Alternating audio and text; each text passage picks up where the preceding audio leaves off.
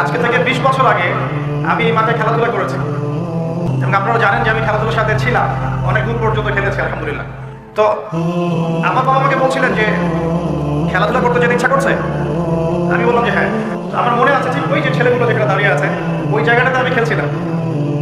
আমার ব্যাচমেট যারা আছেন এখানে উপস্থিত হয়তো তারা জানবেন বিষয়টা, ক্রিকেট। তো খেলতে খেলতে শুনলাম যে বাসায় আমার বাবা মারা গেছেন, ইন্না লিল্লাহি ওয়া ইন্না ইলাইহি রাজিউন।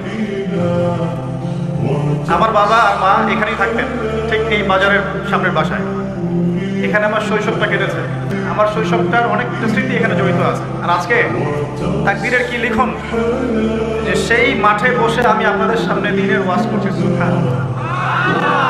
আল্লাহ পাক কিভাবে মানুষের তাকদীর লিখে রাখেন। হয়তো সেদিন আল্লাহ পাক আসমানের উপর থেকে দেখছিলেন এই ছেলেটা যেখানে খেলছে আর 20টা বছর পর সেখানে ওয়াজ করবে, তাই না?